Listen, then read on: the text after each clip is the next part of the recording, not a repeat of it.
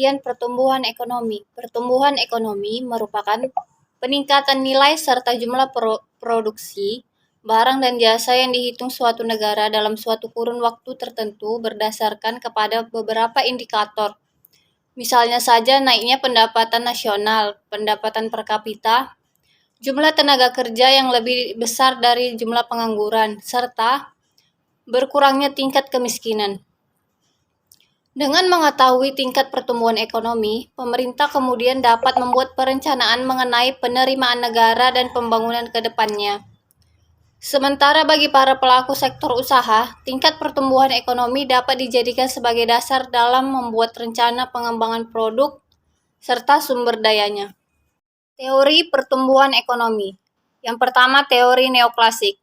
Teori neoklasik atau dikenal juga sebagai model pertumbuhan ekonomi Solow Swan, sebab mulanya diperkenalkan Adam Smith, kemudian dikemukakan kembali oleh Robert Solow and T.Y. Swan. Teori ini menyatakan terdapat 3 faktor utama yang mempengaruhi pertumbuhan ekonomi, di antaranya modal, tenaga kerja, dan perkembangan teknologi. Yang kedua, teori klasik. Teori klasik telah berkembang mulai dari abad ke-18. Pencetusnya adalah tokoh terkemuka bernama Adam Smith yang menyatakan bahwa perekonomian penduduk dalam suatu negara akan meraih titik tertingginya saat menggunakan sistem liberal yang terdiri dari 2 unsur utama, yaitu pertumbuhan penduduk dan outputnya. 3, yaitu teori historis.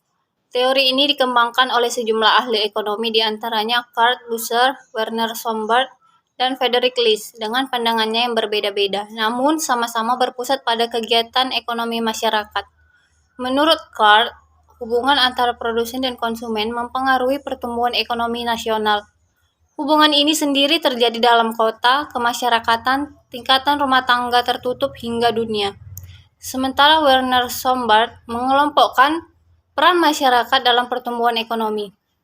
Dari tahap perekonomian tertutup, tahap pertumbuhan industri, hingga tahapan kapitalis. Faktor yang mempengaruhi pertumbuhan ekonomi. 1. Sumber daya alam. Sumber daya alam atau sesuatu yang berasal dari alam mencakup kesuburan tanah, letak dan susunannya, kekayaan alam, mineral, iklim, sumber air, hingga ke sumber kelautan. Bagi pertumbuhan ekonomi, ketersediaan sumber daya alam yang melimpah sangat baik dalam menunjang pembangunan. Yang kedua, sumber daya manusia. Sumber daya manusia berperan sangat penting dalam pertumbuhan ekonomi. Sumber daya manusia atau disingkat juga sebagai SDM merupakan individu yang produktif yang berperan sebagai penggerak suatu organisasi, baik dalam perusahaan maupun institusi. Yang ketiga, akumulasi modal. Akumulasi modal sebagai persediaan faktor produksi yang dapat direproduksi. Akumulasi modal sebagai proses penambahan stok modal fisik buatan manusia berupa peralatan, mesin, dan bangunan. Apabila stok modal naik dalam waktu tertentu, maka disebut juga sebagai akumulasi modal atau pembentukan modal. Yang keempat, tenaga manajerial dan organisasi produksi. Organisasi produksi sebagai salah satu bagian penting dalam proses pertumbuhan ekonomi yang kemudian berkaitan erat dengan penggunaan faktor produksi dalam berbagai kegiatan perekonomian. Organisasi produksi juga dilaksanakan dan diatur oleh tenaga manajerial dalam berbagai kegiatan sehari-hari. Yang kelima, teknologi. Perubahan teknologi dianggap sebagai salah satu faktor terpenting dalam proses pertumbuhan ekonomi. Sebab perubahan dan kemajuan teknologi erat kaitannya dengan perubahan dalam metode produksi. Ia akan menghilangkan batas waktu dan ruang yang kemudian memunculkan industri yang baru yang memanfaatkan perkembangan teknologi. Yang keenam, faktor politik dan administrasi pemerintah. Struktur politik dan administrasi yang lama merupakan penghambat besar bagi pembangunan ekonomi suatu negara.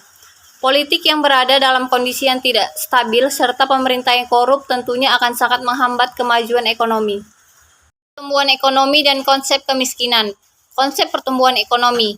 Pertumbuhan ekonomi adalah kenaikan GDP tanpa memandang tingkat pertambahan penduduk dan perubahan struktur organisasi ekonomi, atau suatu proses naiknya output per kapita yang terjadi dalam kurun waktu yang cukup lama dan terus-menerus. Konsep kemiskinan. Kemiskinan adalah ketidakmampuan seseorang untuk memenuhi standar hidup minimum. Menurut Michael P. Todaro, konsep kemiskinan terbagi 2, yaitu yang pertama, Kemiskinan absolut, yaitu suatu konsep yang dimaksud untuk menentukan tingkatan pendapatan minimum yang cukup untuk memenuhi kebutuhan fisik. Yang kedua, kemiskinan relatif merupakan konsep kemiskinan yang bersifat dinamis, sehingga kemiskinan akan selalu ada. Konsep distribusi pendapatan. Distribusi pendapatan adalah ketimpangan atau ketidakmeratanya pembagian hasil pembangunan suatu negara di kalangan penduduknya. Sadono Sukirno menyatakan ada dua bagian, yaitu yang pertama, distribusi pendapatan relatif, yaitu perbandingan jumlah pendapatan yang diterima oleh berbagai golongan penerima pendapatan dan penggolongan didasarkan kepada besarnya pendapatan yang diterima. Yang kedua, distribusi mutlak, yaitu presentasi jumlah penduduk yang pendapatannya mencapai tingkat pendapatan tertentu atau kurang dari itu. Dan antara kemiskinan, pertumbuhan, dan distribusi pendapatan. Hipotesis Cournage. Hubungan antara kemiskinan dan pertumbuhan ekonomi menunjukkan hubungan negatif. Sebaliknya, hubungan pertumbuhan ekonomi dan tingkat kesenjangan ekonomi adalah hubungan positif. Hipotesis Cournage menyimpulkan bahwa pola hubungan yang positif kemudian menjadi negatif, menunjukkan terjadinya evolusi dari distribusi pendapatan dari masa transisi suatu ekonomi pedesaan ke suatu ekonomi perkotaan atau ekonomi industri. Distribusi pendapatan adalah pembagian penghasilan di dalam masyarakat. Dalam proses produksi, para pemilik faktor produksi akan menerima imbalan seharga faktor produksi yang disumbangkan dalam proses produksi. Proses distribusi pendapatan ini akan terjadi siklus, konsumen yang harus membayar harga barang. Hubungan antara ketimpangan distribusi pendapatan dan masalah kemiskinan adalah semakin besar ketimpangan distribusi pendapatan, maka semakin banyak penduduk yang hidup di bawah garis kemiskinan. Hal ini karena pendapatan dan pertumbuhan ekonomi hanya dinikmati sebagian kecil kalangan saja. Hasil penelitian menemukan bahwa pertumbuhan ekonomi berpengaruh positif dan signifikan terhadap ketimpangan distribusi pendapatan, dengan nilai sebesar 0,976 yang menandai bahwa 9,6% ketimpangan distribusi pendapatan di Indonesia dijelaskan dari variabel pertumbuhan ekonomi.